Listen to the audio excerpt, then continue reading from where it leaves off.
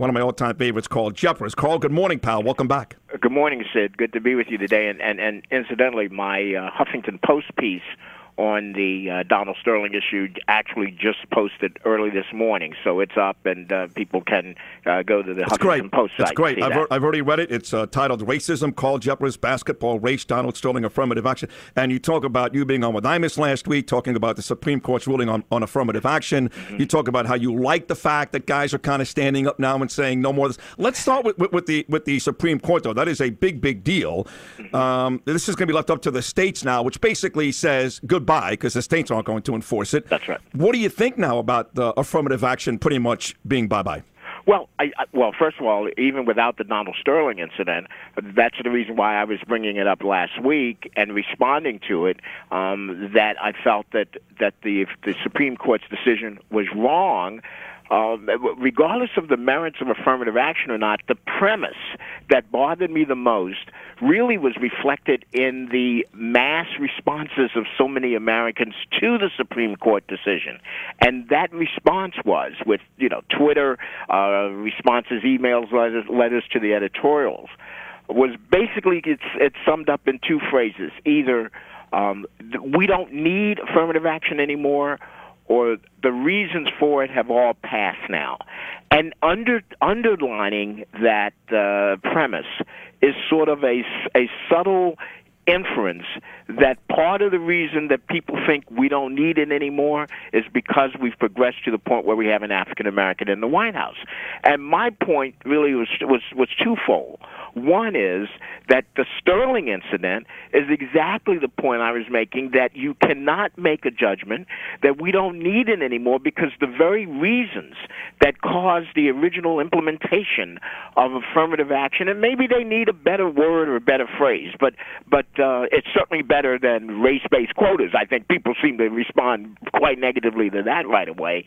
But that those needs that originally caused the development of affirmative action programs, Sid, are still there. Yeah. And why are they still there is because you have people, many people, not just Donald Sterling. If he was the only person like that, it would be really an isolated incident, and he would be considered out on the fringe, and he'd be dismissed. But he's not. And the point I made in the article is really quite simple. At Donald Sterling's level, and I hope all of our listeners listen closely to this point, even if he feels the way that the tapes reflect his feelings, the reality is there's not virtually anything that he can do to affect the lives of Magic Johnson, Oprah Winfrey's, or the Tiger Woods, or the Michael Jordans. He can't hurt them no matter how much he hates them, which is, by the way, one of the great arguments that I make in terms of where Americans' Jewish population. It no longer, there's no profit in anti-Semitism anymore because you're not going to get anywhere with it. And you even make the point, which is such a good column, that this guy, Donald Sterling, that's not his real name. He is Jewish, and former NBA Commissioner David Stern was Jewish, and current NBA Commissioner Adam Silver. Right. And the reason I brought that up, Sid, was because when I was watching some commentary yesterday, they mentioned that he was Jewish, and it was almost in a subtle, suggestive way that was negative. I wanted to make sure that there was some positive out there about that fact, and that, okay, if you're going to point that out, then make sure you know that Stern and Silver are Jewish, and that there is a strong heritage in this country of a shared experience between Jews and blacks in terms of understanding the awful consequences of hatred. Let me tell you this, okay? I lived in New York, all right? And the Italians, they weren't living with the blacks, and the Irish, they weren't living with the blacks. I know that Crown Heights incident with Yanko Rosenbaum years ago, and the whole Al Sharpton thing made it seem ugly. Right. But the Jewish people and the African-American people have gotten along better than any other two groups combined. So I was glad you made. I also thought it was very funny in the piece was you go on to say that Barack Obama, great, we've got a black man in the White House, but truth be told, in terms of African Americans and opportunity, they'd probably be better off with Hillary Clinton. Well, first of all, in the 1960s, throughout that entire decade, and into the early mid-70s, in fact, the Jewish-black political alliance was the strongest political alliance in America. So people should understand that. Now, with regard to Barack Obama, this was not a criticism per se of Barack Obama. What my point is that you want to say we're past all of that, we don't need it anymore. The fact is that precisely because of the racial undertones in the country, that Barack Obama could only go so far. Now, I do criticize him because I think his advisors, though, wouldn't let him go anywhere. I mean, they just basically have dismissed his addressing race in the entire 6 years, and they're going to limp out of the White House after 8 years and maybe not have done anything. But they couldn't have gone so far because of the racial limitations and undertones in the country, whereas a Hillary Clinton, and I said, or even another white liberal who had been president for the last 8 years, might have actually been able to have accomplished more simply because, being white, they would have been able to go further with less criticism and condemnation than Barack Obama could. So that's another irony of that. But the reality is, Sid, is that the president has to see this, and I brought this up last week before the Sterling issue broke, that in the 8 years, and I'm just adding on these last two because I haven't seen any indication things are going to change. In fact, what was his comment yesterday? The best way to deal with this is to ignore it and move on. In other words, he's not confronting it. There have been no fireside chats, which I said from the very beginning I thought and expected we would have on the conversation about race. He could do his State of the Union in January, and then every February, during Black History Month, he could have done a State of the Culture address to deal with specifically the issues of race. That's what people would have expected, and that's why so many millions of Americans, primarily white Americans, when they voted for him the first time in 2008, thought that we were going to enter into a post-racial society. Most African Americans were never, I don't want to say naive enough because that's a reflection on whites, but most African Americans were skeptical enough not to think that he was going to lead us into a post-racial society, but they did expect that he would lead us somewhere on race in a manner that no white president had been able to do.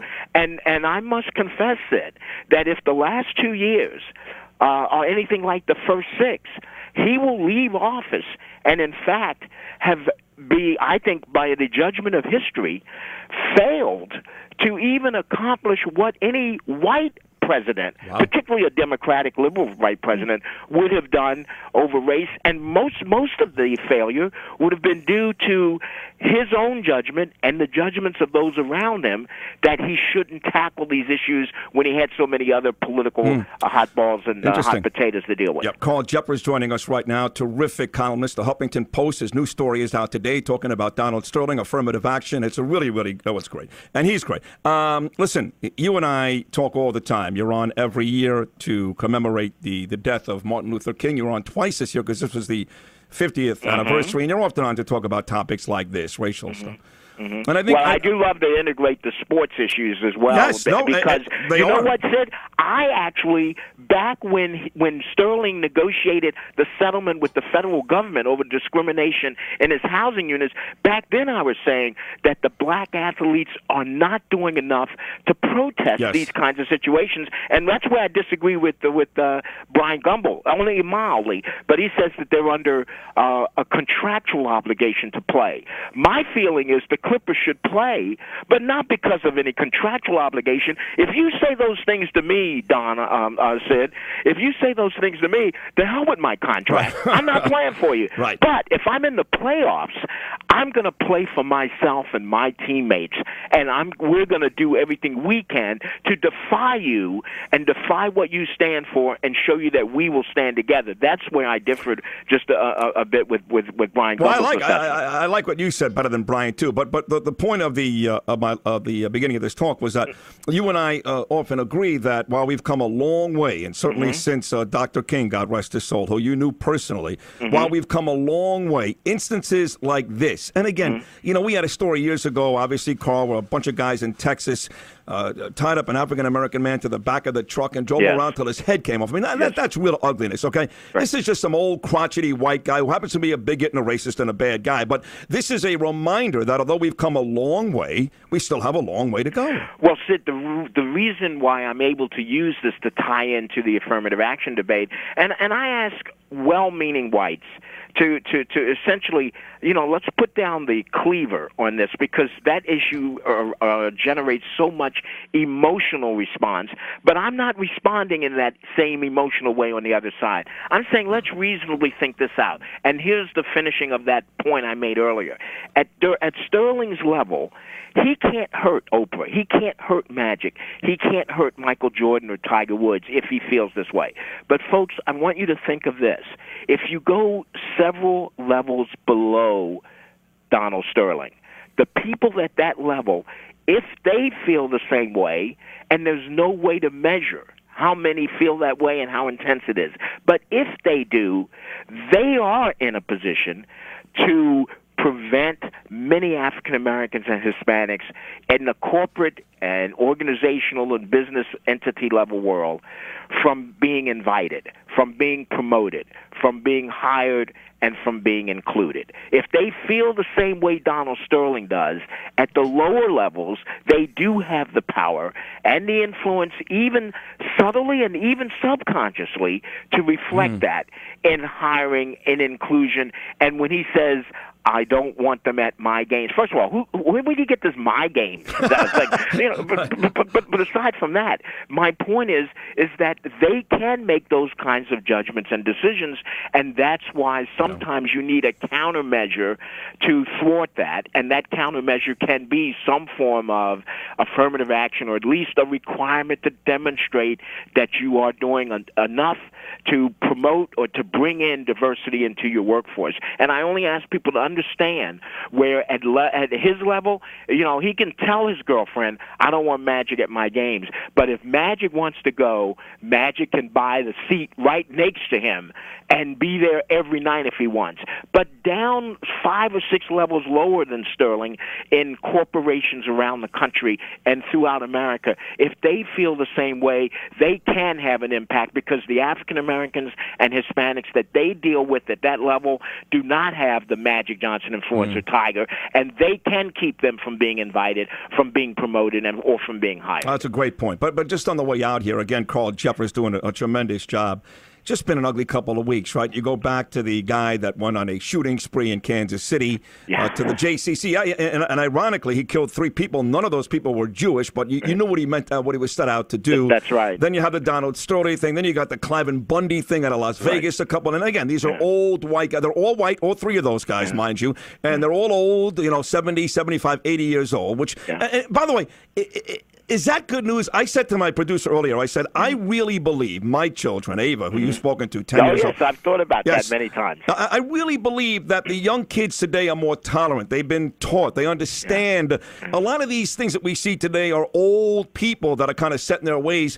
Do you agree that the younger generation today is more tolerant? Maybe we'll see less of this moving forward? I agree, but the time that's going to take allows too many other minorities to still be hurt. And the reason why I say that, Sid, is that your daughter, who is so wonderful, and her generation, and the generation before her, those in their early 20s, they are moving up. But the reality is, if you go several levels below Sterling, in corporation after corporation, the Fortune 2000 all over the country, and small businesses, most of them are in their 50s. They're not as old as Sterling and these other Bundys, because those are all in their late 70s and 80s, but most of them are in their 50s and early 60s. 60s. And at that age, you have to take a real chance to know which side of that they are on. They are old enough to have experienced the 60s and the civil rights movement and maybe have evolved into more progressive thinking, or they are also old enough